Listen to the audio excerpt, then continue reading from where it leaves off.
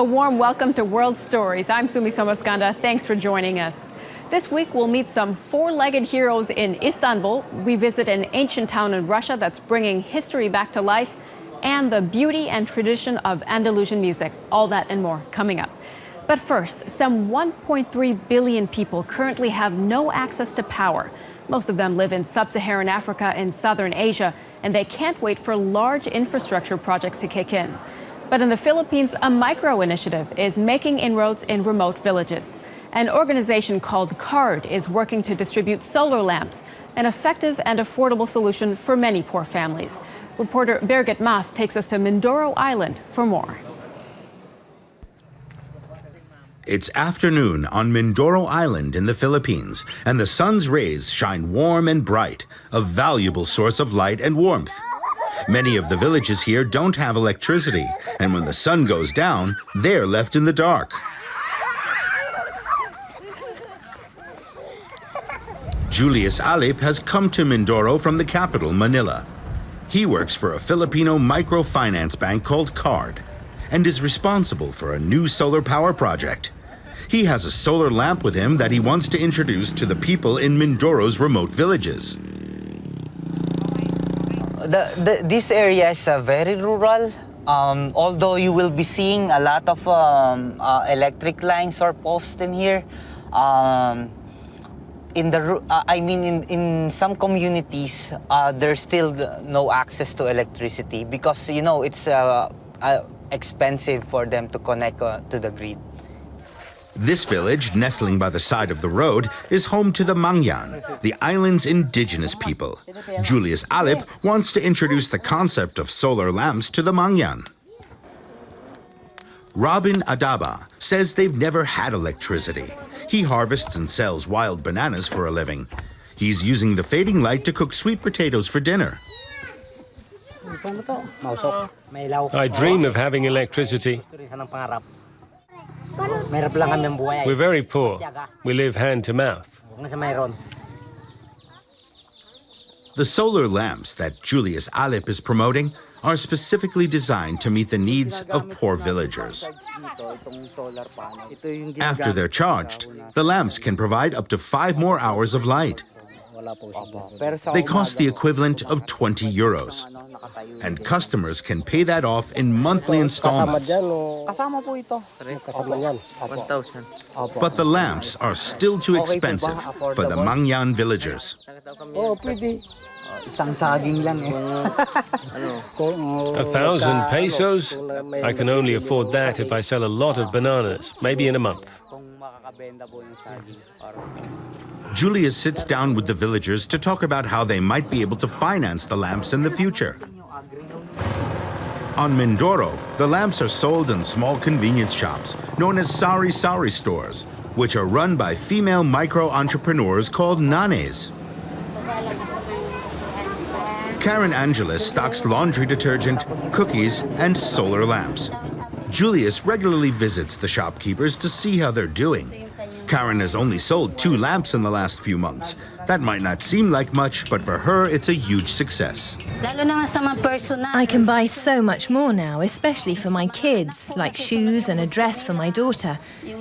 We now have a change of clothes, unlike other families who can't afford that luxury. Karen complains that one of the lamps isn't working. Julius finds out it hadn't been recharged for a long time. It's good to visit the micro-retailers because you will know if there are issues and concerns, like for example, are they still selling the solar, something like that. And it's also good to know how are they managing their inventories. Karen still has about a dozen lamps. She knows very well that she can't wait for customers to come to her, so she goes to them. San Nicolas is a small remote fishing village far from the electricity grid. There aren't even any roads that lead here. Almost the whole village flocks to see Karen's solar lamp demonstration. na natututukan talaga siya ng init na dapat ilagay. Huwag mo lang ilulubog ito sa tubig. Magda is the wife of a fisherman and a mother of 12. She's excited about the solar lamps because they provide light and can be used to charge cell phones. Karen knows Magda, so she doesn't hesitate to make a deal. Magda can purchase the lamp and pay it off in small monthly installments. The light will help when our ships arrive in the dark and we have to dry the fish on the beach. If I can charge my cell phone too, I can ring our customers when we have a good catch.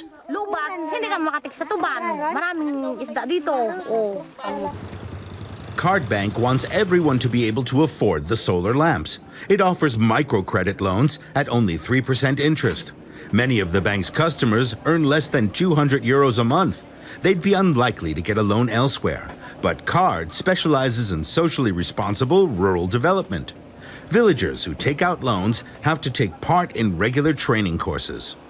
We teach them the value of money, how to use it, how to improve their livelihood. So we're not just here to on lend, but we make sure that we are lending responsibly. Yeah, that the poor can pay back.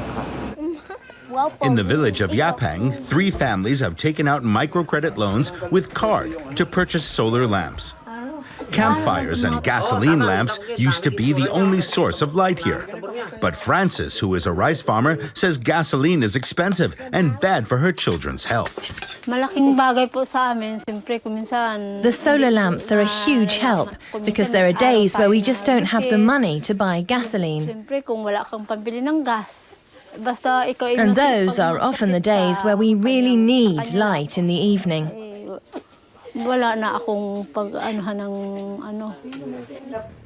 Within a year, Card distributed over 1,000 lamps to remote Filipino villages. Next year, it hopes to double that. Laos and Cambodia have also expressed an interest in the project. A project with a bright future. Now to a story about man's best friends. Dogs are an essential part of many police squads. They sniff out drugs or explosives and help track down criminals or missing people. In our next story, Ihsan Aykin from NTV in Turkey shows us how Istanbul's police run their dogs through extensive training until they're ready to take a bite out of crime. Take a look.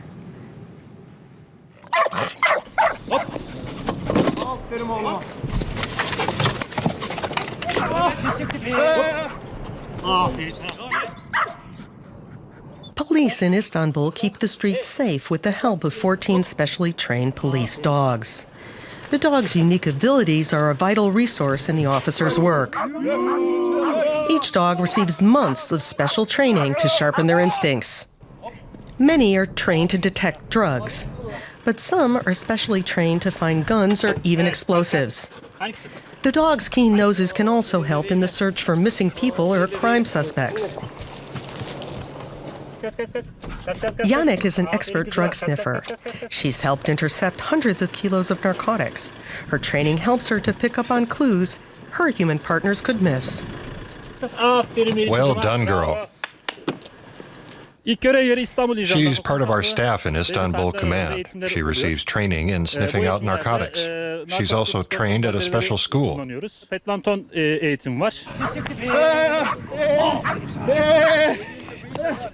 This is Chakar, a patrol dog that helps police deal with civil unrest.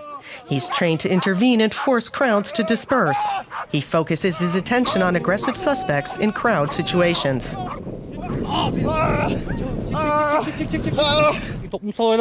We use him to restore order during civil unrest, riots, and also during football games.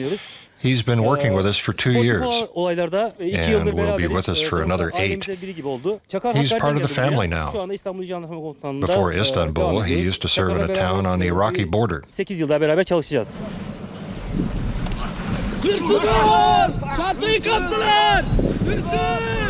He's also been trained to catch purse snatchers.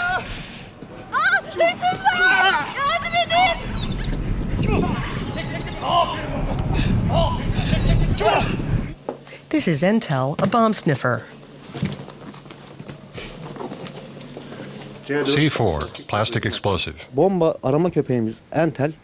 Entel is sensitive to all kinds of explosives. Motorlu, kara, We carry out searches in transportation vehicles, buildings, and luggage.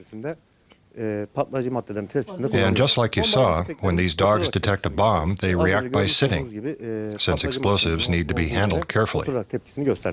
Another member of the dog team is Gumush, a tracker. His job is to find missing persons or crime suspects faster than police could alone. All he needs is a sample of the missing person's scent.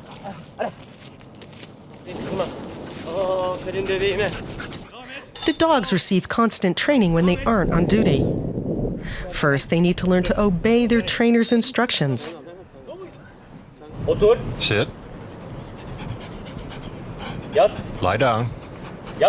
Lie down. Play dead.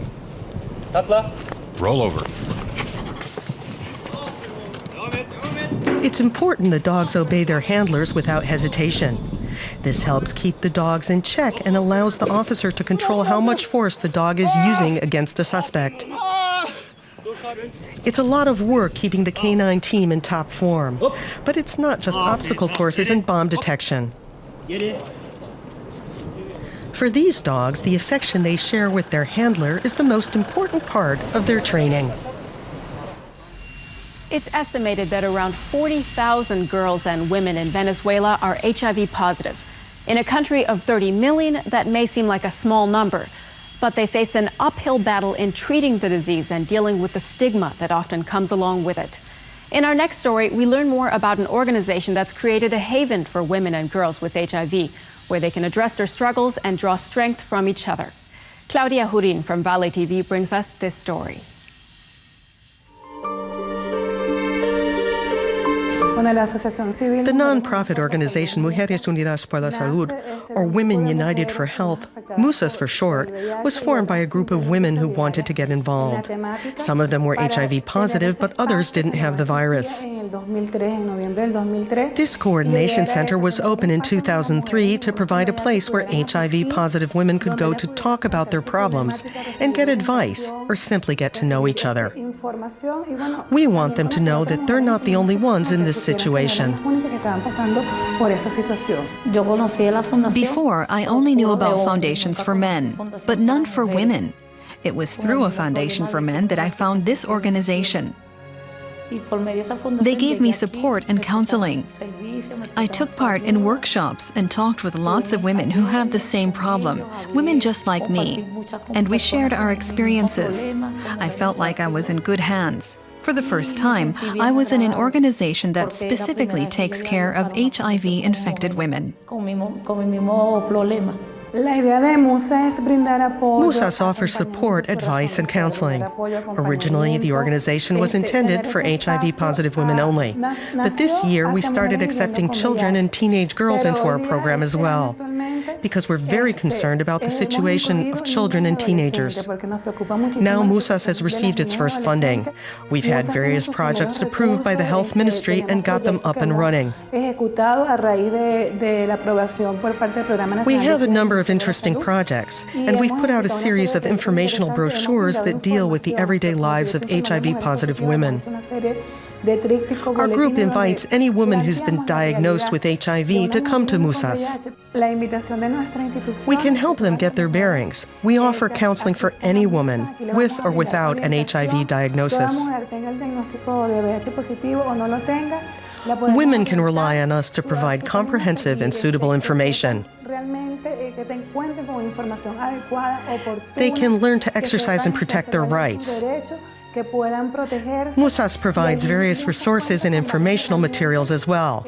In addition, we'll be launching several business starter workshops soon, where HIV-positive women can learn to make themselves financially independent.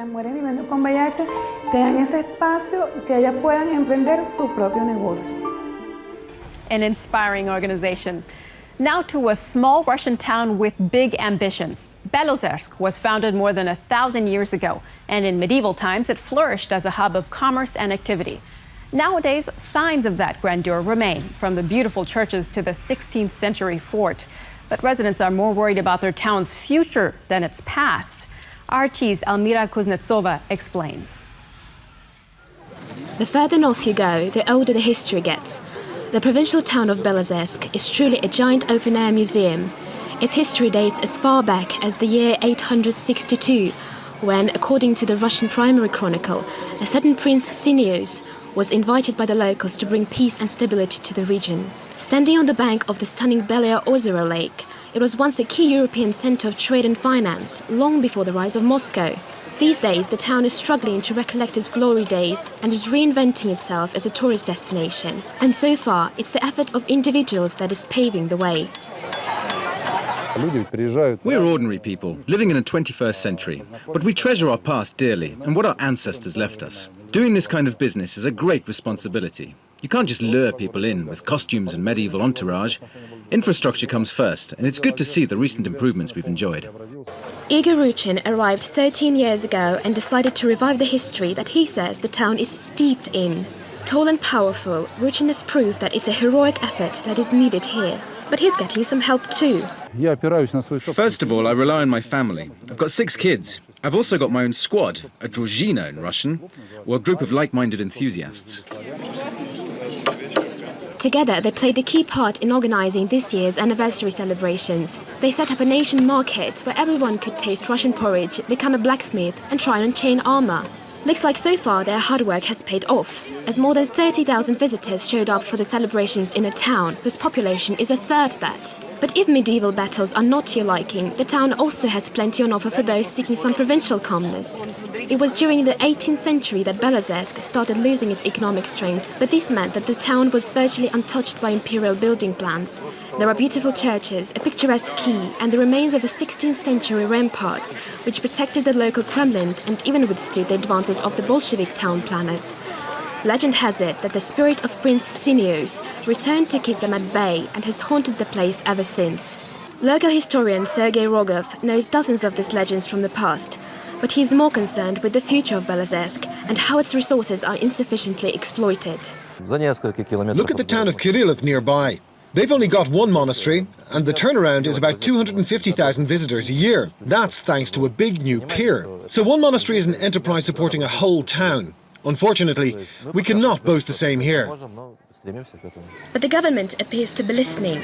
A landing pier has been agreed, and the governor of Vologda region also pledged new hotels and restaurants. That's on top of the 1 billion rubles that were invested into the restoration of Belozersk for its City Day celebrations. So while getting into town still isn't as easy as it could be, you no longer have to be a medieval knight to get there.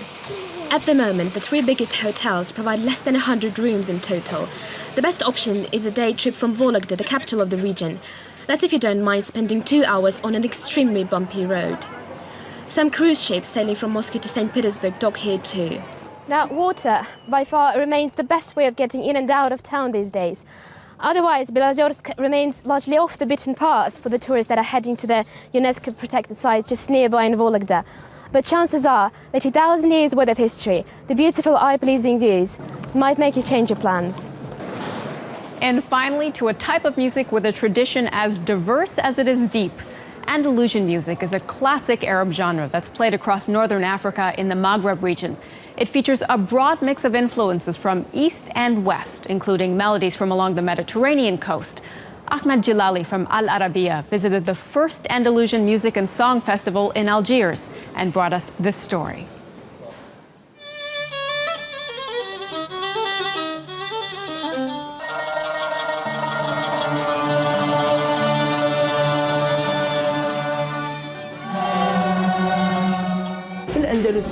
Andalusian music is international.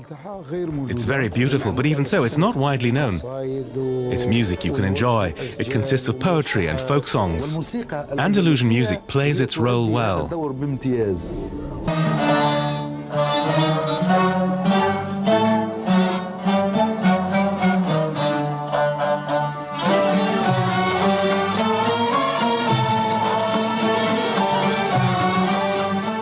It's wonderful music.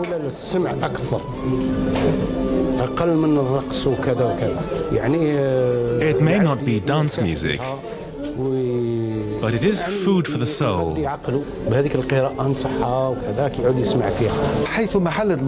This music moves you, gets into your soul. Even if you don't know the language, you can understand it.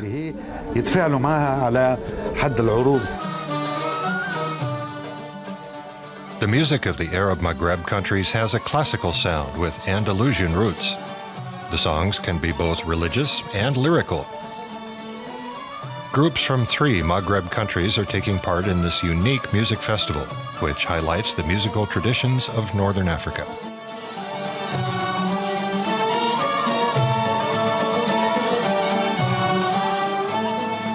Andalusian music is an essential part of Maghreb tradition. It lives from the singers' voices and accompanying rhythms that are based both on traditional and newer meters. The Nuba style is most popular in Northern Africa.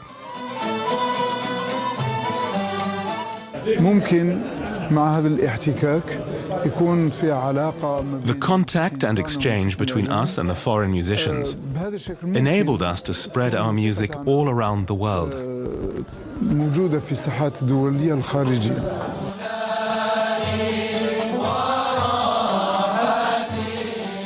Andalusian music is actually a blend of styles, including traditional Constantinian, Sanap, and the Granada style from the Moroccan border.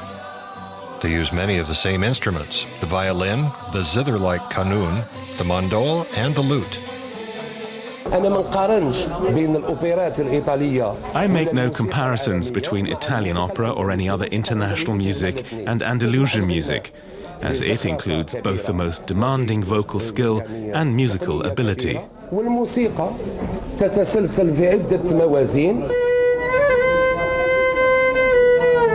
Even at her relatively young age, Nila has already done a great deal for Andalusian music. She'd like to see this musical style preserved and passed on to her generation.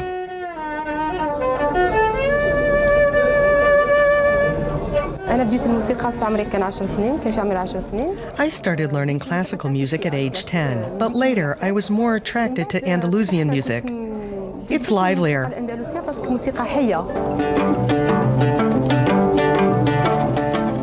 There are also foreign groups here at the festival. They perform pieces as diverse as medieval folk music and Italian opera.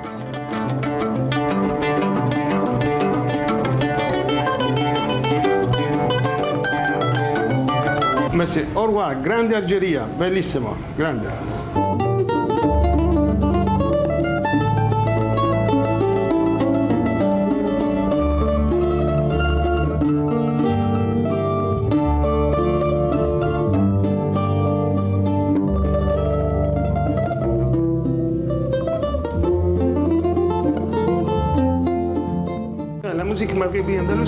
There are similarities between the Maghreb's Andalusian music and the southern Italian tarantella.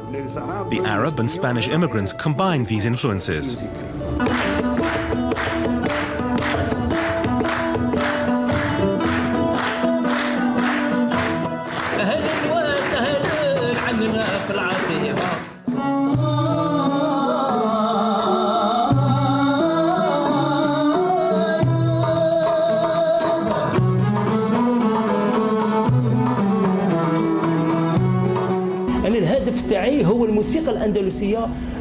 I want Andalusian music to regain its former status.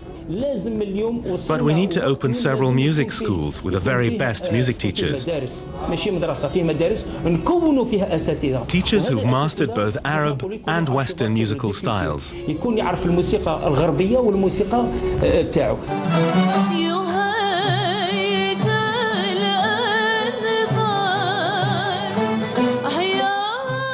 Today's Andalusian music deals with subjects from everyday life. And that's essential if this music is to move beyond North African shores and win over international audiences.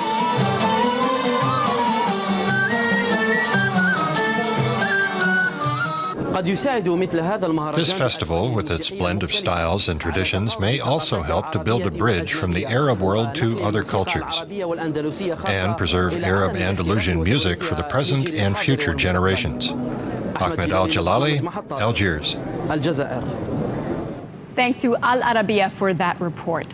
Well, that wraps up this edition of World Stories. For all of us here and our reporters and partner stations around the globe, we want to thank you for watching. Please head to our website to watch all the latest episodes of this show. That's dw.de/worldstories. And don't go just yet. We've got this week's Picks of the World for you first. Enjoy and see you next time.